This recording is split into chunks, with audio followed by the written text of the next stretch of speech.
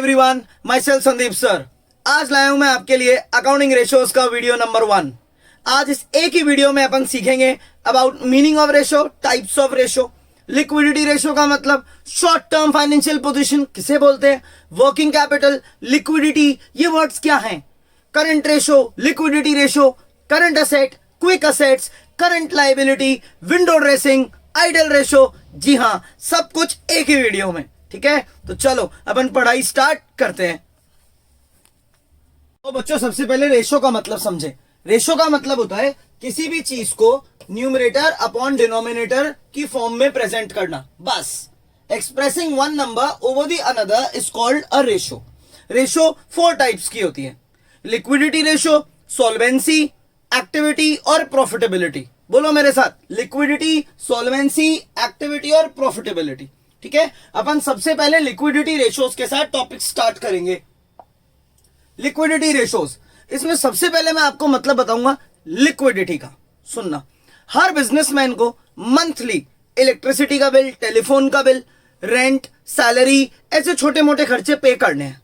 Done. इसलिए उसको अपनी लिक्विडिटी स्ट्रांग रखनी पड़ती है। यानी जब भी उसके ऊपर कोई करंट लायबिलिटी आएगी, कोई खर्चा आएगा, तो उसके पास उसको पे करने के लिए रिक्वायर्ड अमाउंट के करंट असेट होने चाहिए। आपकी लिक्विडिटी स्ट्रांग होना यानी आप डेली एक्सपेंसेस से नहीं डरते। जो आपके मंथली एक्सपेंसेस है वो आपको डरा के नहीं रखते, उनको देखते ही आपको चिंता नहीं होती। आप बोलते कोई टेंशन नहीं है, मेरी पोजीशन ऐसी है भाई, मेरे करंट असेट बहुत ज्यादा रहते हैं मेरी करंट लायबिलिटी से। उसको बोलते हैं स्ट्रांग लिक्विडिटी होना। I will be able to pay my current liabilities, my expenses when they will fall due. जब भी खर्चा ड्यू होगा, कोई कर्जा ड्यू होगा, मैं पेमेंट करने को रेडी हूं। यानी मेरी लिक्विडिटी पोजीशन, यानी मेरी शॉर्ट टर्म सॉल्वेंसी पोजीशन, मेरी शॉर्ट टर्म फाइनेंशियल पोजीशन बहुत स्ट्रांग है। शॉर्ट टर्म फाइनेंशियल पोजीशन को लिक्विडिटी भी बोलते हैं। इसीलिए लिक्विडिटी रेशो का बच्चा एक और नाम है शॉर्ट टर्म सॉल्वेंसी रेशो। ठीक है, क्या लर्न करा? लिक्विडिटी रेशो तुम्हारा एक और नाम है शॉर्ट टर्म सॉल्वेंसी रेशो। क्यों बोला तुम्हें शॉर्ट टर्म सॉल्वेंसी रेशो? क्योंकि तुम हमारी शॉर्ट टर्म फाइनेंशियल पोजीशन बताते हो। आगे, लिक्विडिटी रेशो जो है, ये कौन लोग हैं जो हमारे बिजनेस की लिक्विडिटी रेशो जानना चाहते हैं? 2 टाइप के लोग। फर्स्ट, जिन्होंने हमें शॉर्ट टर्म के लिए लोन दिए।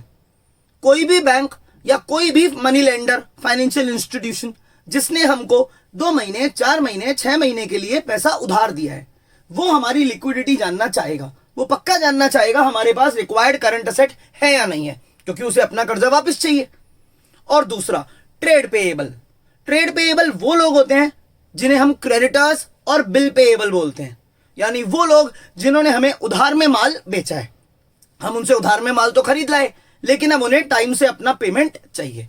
तो कभी भी आ जाए कि कौन सी पार्टी इज इंटरेस्टेड है, कौन लोग हैं जो हमारी लिक्विडिटी रेशो के बारे में जानना चाहते हैं? 2 लोग, एक तो ट्रेड पेएबल और एक बैंक और फाइनेंशियल इंस्टीट्यूशन जिन्होंने हमको शॉर्ट टर्म, कम समय के लिए लोन दिया है। अब सबसे इंपॉर्टेंट चीज, लिक्विडिटी रेशो कितने टाइप की होती है?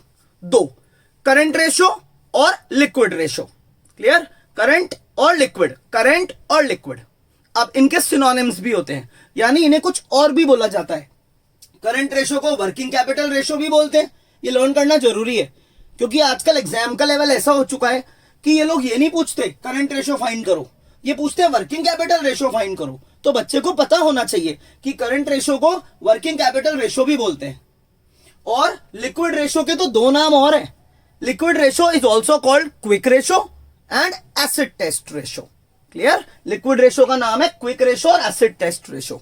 ये अपन ने लिक्विडिटी रेशो का इंट्रो लिया है, आप चाहो तो इसका स्क्रीनशॉट ले लो। आओ बच्चों, लिक्विडिटी रेशो यानी शॉर्ट टर्म सॉल्वेंसी रेशो का पहला टाइप पढ़े। इसका फर्स्ट टाइप है करंट रेशो, जिसका एक और नाम है वर्किंग कैपिटल रेशो। एक फॉर्मूला है बस करंट रेशो फाइंड करने का, और वो है current asset upon current liability. तो सबसे पहले मैं आपको बताऊंगा करंट असेट बोलते किसको है। ध्यान से सुनना, करंट असेट्स वो असेट्स होते हैं कि जिस दिन आपने अपनी बैलेंस शीट बनाई, उस डेट से विद इन 12 मंथ्स, 12 महीने के अंदर अंदर जिस असेट को आप कैश में कन्वर्ट कर लो, इतनी जल्दी कैश में कन्वर्ट कर लो, उसको बोलते हैं करंट असेट। वापस बोलूं, जिस दिन आपने बैलेंस शीट बनाई उस डेट से 12 महीने के अंदर अंदर विद इन 12 मंथ्स आप जिस असेट को कैश में कन्वर्ट कर लो ना, उसको बोलना करंट असेट। डन। या फिर जिसको आप अपने बिजनेस की ऑपरेटिंग साइकिल, वापस जिसको आप अपने बिजनेस की ऑपरेटिंग साइकिल में कैश में कन्वर्ट कर लो। क्लियर? ऑपरेटिंग साइकिल का डिटेल मैं आने वाले वीडियो में दे दूंगा, ठीक है। अब करंट असेट्स कौन कौन से होते हैं, किसका नाम सुनकर, किस असेट का नाम सुनकर मैं पहचानूं कि यार ये करंट असेट है या नहीं है? तो सुनो, मैंने इसके सारे नाम यहां लिख दिए, इससे ज्यादा नाम होते ही नहीं है। अब मैं इन्हें एक एक करके समझाता हूं। पहले एक चीज सुनो, जो बड़ी बड़ी कंपनीज होती है ना, ये अपने करंट असेट्स को एक प्रॉपर सीक्वेंस में, यानी एक प्रॉपर ऑर्डर में लिखती है। कौन सा ऑर्डर फॉलो करती है? बोलो मेरे साथ, CIT CSO। बोलो एक बार और, CIT CSO, सिट सो, सिट सो। डन। तो अपन उसी ऑर्डर से इसको पढ़ेंगे, CIT CSO। देखो मैंने लिखे भी ऐसे हैं, CIT CSO। जरूरी नहीं है आप इसे ऑर्डर में लर्न करो, लेकिन अगर एग्जाम में आ जाए ना कि मुझे तो ऑर्डर बताओ क्या था, तो आप ये मेन हेडलाइंस लिखकर आना, ये जो मैंने हेडलाइंस लिखी है यहां। अब मैं एक एक करके नाम समझाता हूं। First, current investment. Current investment यानी शॉर्ट टर्म इन्वेस्टमेंट, यानी मैंने पैसा इन्वेस्ट किया है मार्केट में, ठीक है, लेकिन बहुत शॉर्ट टर्म के लिए, जैसे 2 महीने के लिए, 4 महीने के लिए, इस चीज को करंट असेट बोलते हैं। करंट इन्वेस्टमेंट यानी शॉर्ट टर्म इन्वेस्टमेंट, यानी मार्केटेबल सिक्योरिटीज। इसके 3 नाम है। ये पहला टाइप है करंट असेट का। सेकंड टाइप बहुत इंपॉर्टेंट है, ध्यान से सुनना। सेकंड टाइप है इन्वेंट्री। इन्वेंट्री कितने टाइप की होती है बच्चा? 5 टाइप की। एग्जाम में आ जाए तो बोलना मुझे 5 नाम याद है, ठीक है। First, stock of raw material, कच्चा माल, raw material. Second, stock of semi finished good, यानी वो स्टॉक जिसे हम देखकर बोल रहे हैं कि यार ये तो रॉ मटेरियल अभी फिनिश्ड गुड में कन्वर्ट हो रहा है, यानी वर्क इन प्रोग्रेस, उस पर काम चल रहा है। और third, stock of finished good. पहले इतना लर्न कर ले, stock of raw material, stock of semi finished good और स्टॉक ऑफ फिनिश्ड गुड। 2 और हैं, store and spare parts, spare parts, और एक लूज टूल्स। कौन कौन से हैं बच्चा? स्पेयर पार्ट्स और लूज टूल्स। अब सुनो, सबसे इंपॉर्टेंट MCQ, जब भी हम करंट असेट को आइडेंटिफाई करेंगे कि ये चीज करंट असेट है या नहीं है, तो इन्वेंट्री के 5 बच्चों में से 2 बच्चे ऐसे हैं, एक तो स्पेयर पार्ट्स और एक लूज टूल, ये करंट असेट नहीं माने जाते। क्यों? क्योंकि लूज टूल होते हैं जैसे औजार जो हम बिजनेस में यूज करते हैं, लाइक अ हैमर, पेचकस, है ना, स्क्रू ड्राइवर, ये सब। इन सब की लाइफ क्या 1 साल ही होती है? इन सब का बेनिफिट हम क्या 1 साल ही उठा सकते हैं? नहीं, इन्हें हम 1 साल से ज्यादा यूज कर सकते हैं। तो स्पेयर पार्ट्स और लूज टूल्स को हम नॉन करंट असेट बोलते हैं। तो सबसे इंपॉर्टेंट MCQ क्या हुआ मेरे बच्चे कि इन्वेंट्री के कितने बेटे हैं? 5 टाइप है, उसमें से कौन से 2 हैं जो करंट असेट नहीं माने जाते? एक तो स्पेयर पार्ट्स और एक लूज टूल, ये याद रखना। डन। थर्ड करंट असेट है TR। TR का मतलब क्या है? Trade receivable. ट्रेड रिसीवेबल कौन होते हैं? डेटर और BR। Debtor plus bill receivable is equal to trade receivable, ये लिखा मैंने। डेटर्स वो लोग होते हैं जिन्हें हम उधार में माल बेचते हैं, जिनसे फिर हम मनी एक्सपेक्ट करते हैं।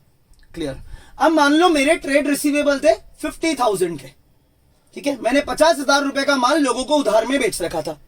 लेकिन हर जना, हर बिजनेसमैन जब भी किसी को उधार पे माल बेचता है तो उनकी नीयत में थोड़ा बहुत शक करता है कि कल को ये मेरे पैसे खा गए तो, और उस शक को हम प्रोविजन ऑन डेटर्स नाम देते हैं। यानी मैंने 5,000 का प्रोविजन ऑन डेटर बना रखा है, यानी मुझे डाउट है कि पक्का अगर मैं इतना सारा माल लोगों को उधार में बेचूंगा तो उसमें से कोई ना कोई तो ऐसा हो सकता है जो मेरा पैसा खा जाए। तो मेरी बैलेंस शीट में नेट डेटर्स यानी नेट TR कितने के? 45 के। तो एक और भयंकर MCQ, बहुत ही इंपॉर्टेंट MCQ, कि आप ये ग्रॉस डेटर यानी 50,000 के डेटर्स करंट असेट में डालोगे या 45 के? तो आप बोलना भाई मैं डालूंगा 45 के। इसीलिए तो मैंने लिखा है TR माइनस POD, यानी कौन से TR बैलेंस शीट में यानी एज अ करंट असेट लिखे जाते हैं? Net TR। 50,000 मेरे ग्रॉस TR है, उसमें से 5,000 का अगर POD है तो वो सब्ट्रैक्ट होगा, और बचे हुए 45,000 एज अ करंट असेट मैं ट्रीट करूंगा। 3 हो गए, सिट के CIT हो गया, करंट इन्वेस्टमेंट हो गया, इन्वेंट्री हो गया जिसमें पड़ा 5 बच्चे हैं, 2 नहीं लूंगा, एक तो स्पेयर पार्ट्स नहीं लूंगा और एक लूज टूल नहीं लूंगा, और T हो गया ट्रेड रिसीवेबल। अब बचा CSO, ठीक है, इसमें C stands for cash and cash equivalent. ये रहा, इसका मतलब कैश इन हैंड, जेब में पड़ा हुआ cash, liquid cash, cash in hand, या कैश एट बैंक यानी बैंक में पड़ा हुआ पैसा, या फिर चेक या ड्राफ्ट इन हैंड।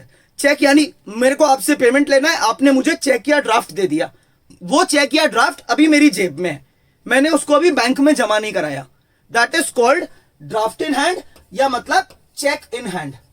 तो कैश एंड कैश इक्विवेलेंट के कितने टाइप हुए बच्चे? Cash in hand, cash at bank, cheque in hand, draft in hand. ये रहा। अब S, short term loan and advance. Short term loan नहीं है, short term loan and advance है। इसका मतलब मैंने आपसे लोन लिया नहीं है, नहीं, मैंने आपको लोन दिया है, जब तो ये करंट एसेट है। क्या नाम है? Short term loan and advance, यानी हमने किसी को उधार दिया है, लिया नहीं है बच्चा, दिया है। सबसे इंपॉर्टेंट नाम मानता हूं मैं इसको, एग्जाम में आ जाना चाहिए। Short term loan and advance क्या है, और 4 ऑप्शन दे दो, आपने पढ़ा हुआ है तो आप बोल दोगे ये तो एक करंट एसेट है। इसका मतलब हमने किसी को एडवांस यानी लोन शॉर्ट टर्म के लिए दिया है। लास्ट ट्रिक है सिट सो, अपन आ गए O पे। O stands for other current asset. इसमें आप 2 नाम लर्न कर जाना अदर करंट एसेट में। एक तो एक्सपेंसेस पेड इन एडवांस, यानी मैं अच्छा बिजनेसमैन हूं, मैं अपने सारे खर्चे एडवांस में दे देता हूं, which is called prepaid expense, prepaid expense. और दूसरा अक्रूड इनकम। अक्रूड इनकम यानी मैंने तो एज अ बिजनेसमैन आपको माल बेच दिया या मैंने आपको सर्विस दे दी, यानी मैंने मेरी तरफ से काम पूरा कर दिया, लेकिन आपने अभी पेमेंट नहीं दिया, तो ऐसी इनकम को मैं मेरी मेहनत की कमाई मान के रिकॉर्ड कर लूंगा। It is called accrued income. Accrued income मतलब वो इनकम जो मैंने अर्न कर ली, मैंने उसकी मेहनत कर ली, मैंने आपको सर्विस प्रोवाइड कर दी, लेकिन आपने अभी पैसे नहीं दिए, तो मैं उसे मेरा करंट एसेट मानता हूं। डन। मैंने एक बार विद ट्रिक CIT CSO सारे करंट एसेट लिख दिए, आप चाहो तो इसका स्क्रीनशॉट ले लो। तो बच्चों जरा करंट लायबिलिटी के बारे में जाने। करंट लायबिलिटी वो लायबिलिटीज होती है जिन्हें हम विद इन 12 मंथ्स जल्दी से पे कर देंगे, या फिर विद इन ऑपरेटिंग साइकिल पे कर देंगे। बस 2 फीचर है, या तो मैं आपको 12 महीने के अंदर अंदर पे कर दूंगा, या फिर with in my operating cycle आपका पेमेंट हो जाएगा। उन्हें करंट लायबिलिटी बोलते हैं। आप चाहें तो करंट लायबिलिटीज के ये नेम्स किसी भी ऑर्डर में लर्न कर सकते हैं, कोई इशू नहीं है इस चैप्टर में तो, लेकिन अपन एक पर्टिकुलर फॉर्मेट से लर्न करते हैं। कल को एग्जाम में आ जाए कि ये जो कंपनीज है ये करंट लायबिलिटी किस फॉर्मेट में कॉपी करती है, तो वो फॉर्मेट की ट्रिक है STOS, STOS। पहली करंट लायबिलिटी है S से, ये रही देखो, short term borrowing. Short term borrowing यानी बहुत कम समय के लिए किसी से लोन लेना, ये रहा शॉर्ट टर्म लोन, जिसको हम कैश क्रेडिट भी बोलते हैं। 2 महीने, 3 महीने, 5 महीने के लिए किसी से लोन लेना, वो होता है कैश क्रेडिट यानी शॉर्ट टर्म लोन। या फिर बैंक ओवरड्राफ्ट। बैंक ओवरड्राफ्ट का मतलब होता है कि मेरा बैंक बैलेंस 0 नहीं है, नेगेटिव हो गया, यानी मैंने जरूरत से ज्यादा पैसे बैंक से निकाल लिए। नॉलेज के लिए बताऊं किससे? मेरे करंट अकाउंट से। बैंक ओवरड्राफ्ट का असली मतलब होता है नेगेटिव बैलेंस इन करंट अकाउंट, यानी मेरे करंट अकाउंट में नेगेटिव बैलेंस हो गया, मैंने जरूरत से ज्यादा पैसे बैंक से विड्रॉ कर लिए। ये नाम याद रखना आप शॉर्ट टर्म बोरोइंग्स में। सेकेंड करंट लायबिलिटी है TP। बच्चा TP means trade payable. Trade payable का मतलब क्रेडिटर्स प्लस BP। ये कौन होते हैं? जिनसे हम उधार में माल लाते हैं। जैसे ही हम उधार में इनसे क्रेडिट में गुड्स खरीदेंगे तो ये हमारी करंट लायबिलिटी बन जाएगी, यानी हमें इन लोगों को अब जल्दी से जल्दी पेमेंट देना है। डन। नेक्स्ट नाम अदर करंट लायबिलिटी। देखो मैंने है ना अदर करंट लायबिलिटी में नाम तो काफी सारे लिख दिए, लेकिन मेरे ही बच्चे हो, मेरी ड्यूटी है काम को इजी करके देना। तो आप अदर करंट लायबिलिटी में एग्जाम में एक तो आउटस्टैंडिंग एक्सपेंस और एक इनकम रिसीव्ड इन एडवांस, बस आप तो रेशोज वाले चैप्टर में ये 2 नाम लर्न कर जाना बस। बाकी मैं भी समझा दूंगा, लेकिन इतना काम नहीं आता इस चैप्टर में। अदर करंट लायबिलिटी में देखो आउटस्टैंडिंग एक्सपेंस का तो आपको मतलब पता है, प्रीपेड का उल्टा। आउटस्टैंडिंग एक्सपेंस यानी एक्सपेंसेस ड्यू है, मुझे पेमेंट देना है लेकिन मैं दे ही नहीं रहा, तो मैंने मेरे सिर पे क्या खड़ी कर ली? Current liability. Expense due but not paid. और एक इनकम रिसीव्ड इन एडवांस, ये भी एक करंट लायबिलिटी होती है, यानी मैंने काम ही नहीं करा, मैंने काम ही पूरा नहीं करा और कस्टमर मुझे एडवांस में ही पैसे दे गया, नेक्स्ट ईयर के पैसे अभी इसी साल दे गया, एडवांस में मिल गया पैसा, तो ये मेरे लिए हो जाती है करंट लाइबिलिटी। क्या क्या नाम लर्न करे मेरे बच्चे ने? आउटस्टैंडिंग एक्सपेंस और income received in advance. Clear? इसके अलावा और भी नाम है, वो मैं समझा देता हूं एक बार। जैसे current maturity of long term debt. इसका मतलब लॉन्ग टर्म डेट मतलब मैंने मान लो आपसे उधार लिया, डेट यानी उधार लिया 10 साल के लिए, आज 9 साल पूरे हो गए। 9 साल तक आपके उधार को मैं मेरी बैलेंस शीट में दिखा रहा था नॉन करंट लाइबिलिटी के अंदर। करंट लाइबिलिटी नहीं, नॉन करंट लाइबिलिटी यानी फिक्स लाइबिलिटी के अंदर।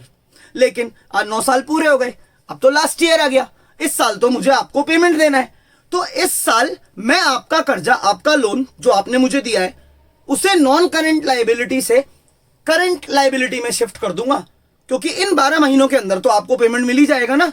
इसको बोलते हैं करंट मैच्योरिटी, यानी इस साल मैच्योर हो रहा है एक लॉन्ग टर्म डेट, तो मैंने उसे नॉन करंट लाइबिलिटी से करंट लाइबिलिटी में डाल दिया।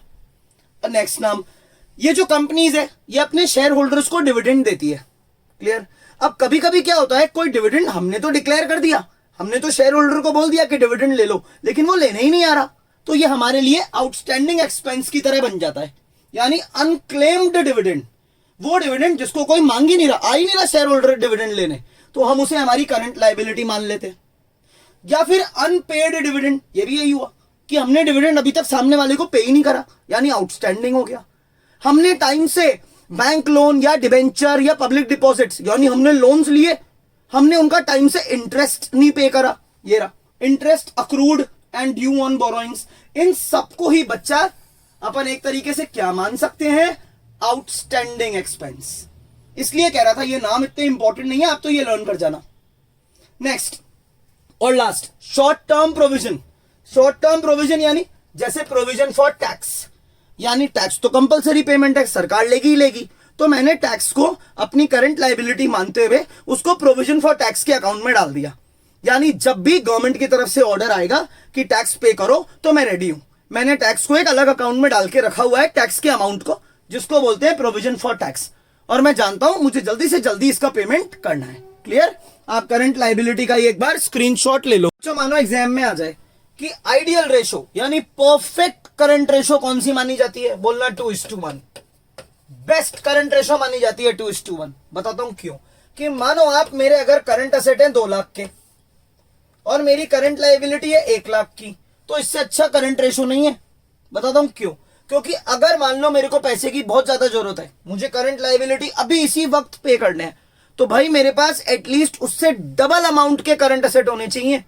क्योंकि अगर इसका हाफ, इसका आधे करंट असेट भी अभी मैं बेच पाऊं इमरजेंसी में, तो कितना आता है बताओ पैसा? 1 लाख रुपए। इस 1 लाख से मेरी करंट लाइबिलिटी पे हो जाएगी ना। इसीलिए एटलीस्ट आपके पास जितनी आपकी करंट लाइबिलिटी है उससे डबल अमाउंट का करंट असेट होना चाहिए, ताकि मुसीबत के वक्त सारे करंट असेट भी मैं कैश में ना कन्वर्ट कर पाऊं, उसका आधा भी अगर कैश में कन्वर्ट हो गया तो मेरी करंट लाइबिलिटी मैं चुका दूंगा। ये मैंने यहां लिख दिया ताकि आप रीड कर सको। अब आगे ध्यान से सुनना। बेस्ट करंट रेशो मानी जाती है 2:1 idol ratio.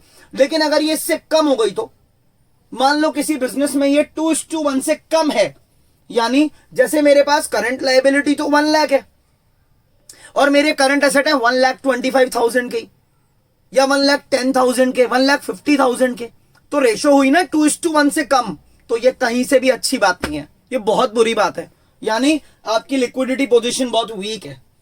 It's lack of liquidity. आपके मनी नहीं है इतना कि आप डेली के एक्सपेंसेस भी टाइम पे दे पाओगे। आपके जो शॉर्ट टर्म ट्रेड पेएबल है, या वो बैंक, वो फाइनेंशियल इंस्टीट्यूशन है जिन्होंने आपको कम समय के लिए उधार दिया है, उनको चिंता हो जाएगी। वो बोलेंगे आपकी फाइनेंशियल पोजीशन जो है वो बहुत वीक है। और जो मैंने अभी कहा, शॉर्टेज ऑफ वर्किंग कैपिटल, यानी आप अपने डेली एक्सपेंसेस भी शायद टाइम पे ना पे कर पाए। आपके पास डेली एक्सपेंसेस यानी वर्किंग कैपिटल, यानी आपके पास वर्किंग यानी डेली के खर्चे करने के लिए भी शायद इनफ अमाउंट नहीं है। ठीक है, तो कभी भी ये रेशो 2:1 से नीचे नहीं होने देते। एक बार आप इसका स्क्रीनशॉट ले लो। नेक्स्ट है बच्चे कि अगर ये करंट रेशो 2:1 से ज्यादा हो जाए तो मतलब मान लो current asset upon current liability current ratio है, मेरे करंट असेट 3 लाख के हैं और मेरी करंट लाइबिलिटी सिर्फ 1 लाख है, यानी इसका 3 टाइम्स हो जाए तो तो आप बोलोगे ये भी अच्छी चीज नहीं है। क्यों?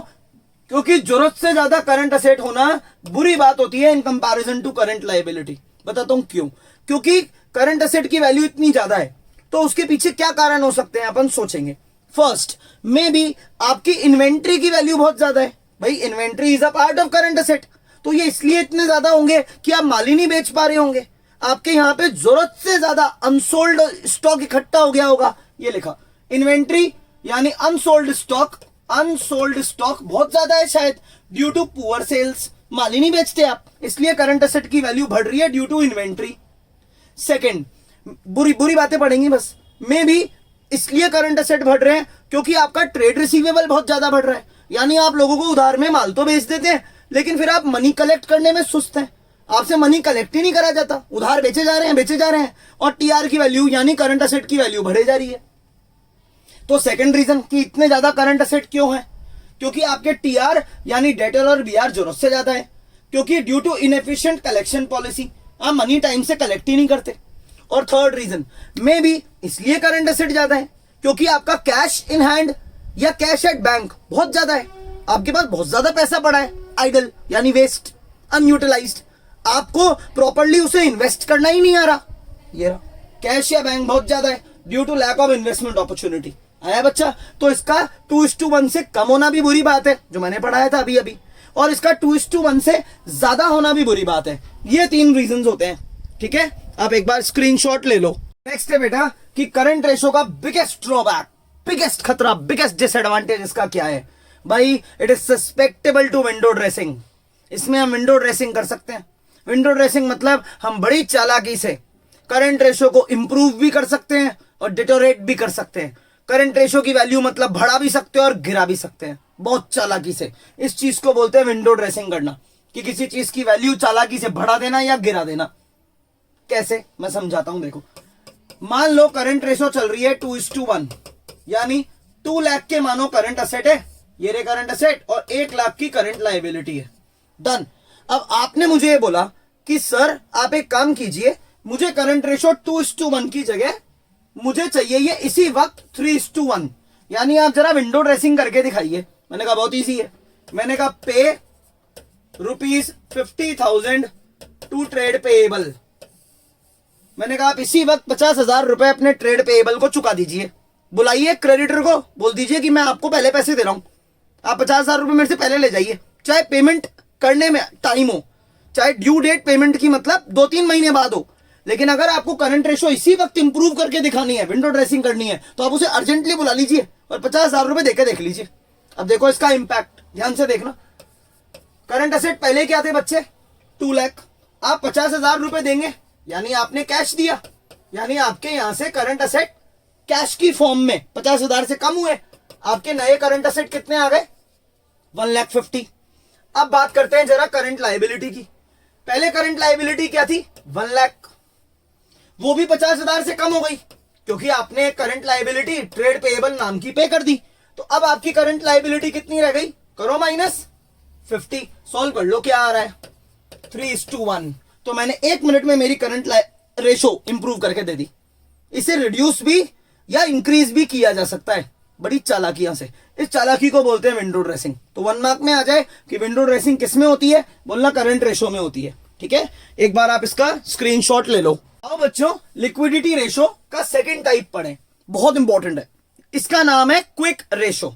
क्विक रेशो हम इसलिए फाइंड करते हैं ताकि हम ये जान पाए कि हम हमारी करंट लायबिलिटीज को विद इन 1 मंथ या इमीडिएटली पे कर पाएंगे क्या। यानी अगर हमारे सिर पे कोई करंट लायबिलिटी खड़ी हो गई तो हम उसका इमीडिएट पेमेंट कर सकते हैं क्या, या विद इन 1 मंथ उसे पे कर सकते हैं क्या। ये लिख दिया मैंने। डन। क्विक रेशो के बच्चा 2 नाम और हैं, एक तो लिक्विड रेशो और एक एसिड टेस्ट रेशो। डन। अब क्विक एसेट क्या है? क्योंकि क्विक रेशो पढ़ते वक्त डिनोमिनेटर तो वही है करंट लायबिलिटी जो मैंने आपको पढ़ा दिया, न्यूमरेटर है क्विक एसेट। अब सुनो, जितने भी मैंने आपको करंट एसेट पढ़ाए थे ना, अभी मैंने ही पढ़ाए अभी इसी वीडियो में, सिट सो नाम से, CITCSO, उन सारे करंट एसेट्स में से सिर्फ 2 को हटा दो। एक तो इन्वेंट्री और एक prepaid expense.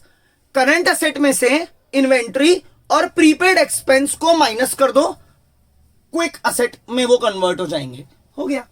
Quick asset is equal to current asset minus inventory and minus prepaid expense. सिर्फ दो करंट असेट को हम क्विक नहीं मानते, ठीक है। क्विक असेट को हम लिक्विड असेट भी बोलते हैं, ये याद रखना है, ठीक है।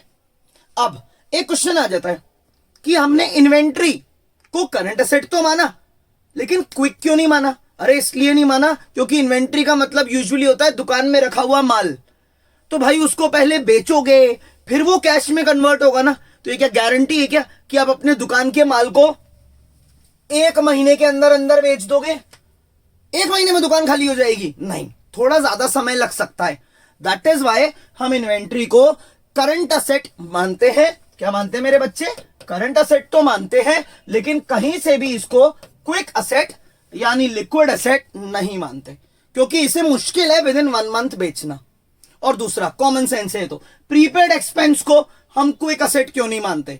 क्योंकि हम प्रीपेड एक्सपेंसेस को कभी भी कैश में कन्वर्ट कर ही नहीं सकते, पॉसिबल ही नहीं है। जैसे मैंने मोबाइल में प्रीपेड कार्ड डलवा लिया, प्रीपेड रिचार्ज करा लिया, तो अब वो मोबाइल वाला मुझे क्या पैसे वापस दे देगा?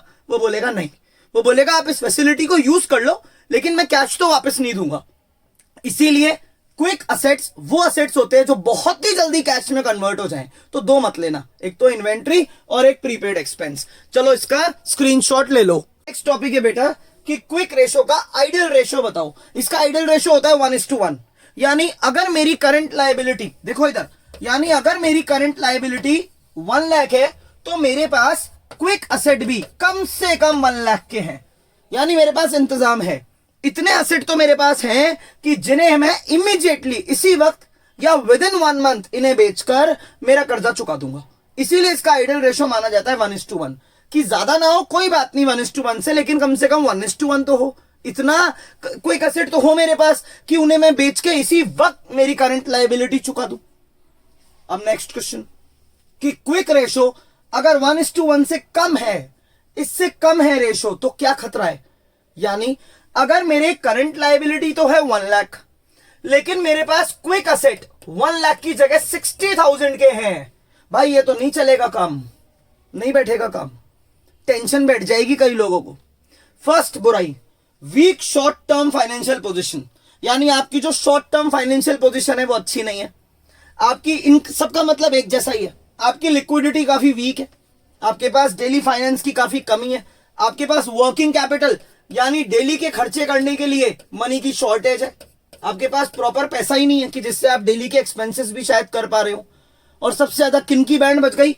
It is a very sign for short term trade payable, यानी जिन लोगों ने आपको उधार में माल बेचा था या जिन लोगों ने आपको शॉर्ट टर्म के लिए पैसा उधार दिया था, उनकी चिंता बढ़ जाएगी अगर आपकी क्विक रेशो 1:1 से कम हो गई तो। लेकिन अगर आपकी क्विक रेशो 1:1 से ज्यादा है, यानी आपके पास जैसे क्विक असेट है मानो आप 1,50,000 के और आपकी करंट लायबिलिटी है सिर्फ 1 लाख, तो it's a very good sign. ये सारा उल्टा, यानी आपकी शॉर्ट टर्म फाइनेंशियल पोजीशन बहुत अच्छी है, आपकी लिक्विडिटी पोजीशन बहुत अच्छी है, आपके ट्रेड पेएबल मनी लेंडर्स को कोई चिंता नहीं है, आपके पास वर्किंग कैपिटल यानी डेली एक्सपेंसेस करने के लिए प्रॉपर पैसा है। ठीक है, आप ये आइडियल रेशो का एक बार स्क्रीनशॉट ले लो। आओ बच्चों नेक्स्ट क्वेश्चन करें।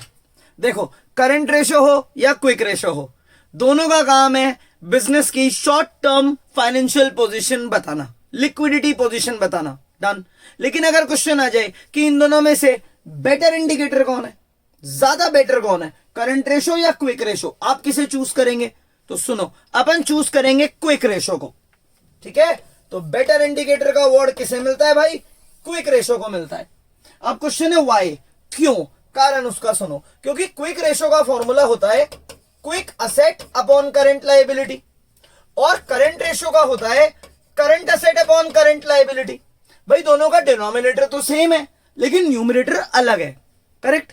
अब मानो किसी फर्म की करंट रेशो बहुत अच्छी है, तो आप ये बोल सकते हो ना, आपकी करंट रेशो इसलिए अच्छी है क्योंकि आपके करंट असेट ज्यादा है, और आपके करंट असेट शायद इसलिए ज्यादा है क्योंकि आपके यहां इन्वेंट्री की वैल्यू बहुत ज्यादा है। इन्वेंट्री ज्यादा होना यानी आपके यहां अनसोल्ड स्टॉक बहुत ज्यादा है, तो आपकी करंट रेशो शायद इसलिए ज्यादा है क्योंकि आपकी करंट एसेट ज्यादा है, क्योंकि आपके इन्वेंट्री की वैल्यू ज्यादा है, करेक्ट। लेकिन जब हम क्विक रेशियो फाइंड करते हैं तो उसमें क्विक एसेट जब हम निकालते हैं तो हम सबसे पहले करंट एसेट में से ये इन्वेंट्री ही तो माइनस करते हैं। यानी क्विक रेशियो में जब हम क्विक एसेट निकाल रहे हैं इट एक्सक्लूड्स, यानी it will never include value of inventory. आया समझ में? तो ये ज्यादा अगर बढ़ी हुई है तो हमें शक जाता है कहीं ये इन्वेंट्री के कारण तो बढ़ी हुई नहीं है, और जब ये बढ़ी हुई होती है तो इन्वेंट्री पे तो शक ही नहीं जाएगा, क्योंकि क्विक एसेट इन्वेंट्री को तो खुद में इंक्लूड करते ही नहीं है। आया समझ में? तो कौन सा ज्यादा बेटर इंडिकेटर है? Quick ratio. कारण क्योंकि क्विक रेशो में क्विक एसेट्स यूज होते हैं और क्विक एसेट्स कभी भी खुद के अंदर इन्वेंट्री की वैल्यू नहीं लेते। नेक्स्ट क्वेश्चन, बहुत अच्छा क्वेश्चन है। What is the formula of working capital? Easy है। वर्किंग कैपिटल का फॉर्मूला होता है current asset minus current liability. हो गया, जितने भी आपके करंट एसेट्स हैं उसमें से आप करंट लायबिलिटी को माइनस कर दो, बाकी बचा आपका वर्किंग कैपिटल है। ठीक है, ट्रू या फॉल्स? बहुत अच्छा क्वेश्चन है। Liquidity ratios are also called, यानी ये बैलेंस शीट रेशोज, बोलना ट्रू, डेफिनेटली ट्रू, क्योंकि लिक्विडिटी रेशोज फाइंड करते वक्त हमें चाहिए होता है या तो करंट एसेट या करंट लायबिलिटी। हाँ, क्विक एसेट भी चाहिए, क्विक एसेट भी एक तरीके से करंट एसेट ही है, बस इन्वेंट्री और प्रीपेड एक्सपेंस को भूल जाओ तो यानी लिक्विडिटी रेशो निकालते वक्त हमें मेन करंट एसेट और करंट लायबिलिटी चाहिए, और ये दोनों ही हमें कहां मिलते हैं? बैलेंस शीट में, असेट साइड में, ये लायबिलिटी साइड में, इसीलिए इनको बैलेंस शीट रेशोज भी बोल सकते हैं। आप इसका स्क्रीनशॉट ले लो। होप सो बच्चों आपको ये फर्स्ट वीडियो अकाउंटिंग रेशोज का about liquidity ratios absolutely clear हुआ हो और मैंने ये सारी टर्म्स आपको ढंग से समझा दी हो। अब सेकंड वीडियो में मैं आपके लिए लाने वाला हूं solvency ratios, debt equity ratio, total assets to debt ratio, proprietary ratio, interest coverage ratio, share holder fund, long term debts. क्या होता है ये सब जानना है ना? कुछ नहीं करना है इसके लिए, बस आपको हमारा संदीप सर भानु सर नाम का चैनल सब्सक्राइब करना है, ताकि जब भी मैं ये वीडियो डालूं आपको नोटिफिकेशन मिल जाए और आप मेरे साथ पढ़ाई कर सको। ठीक है बच्चों, मिलते हैं अगली क्लास में।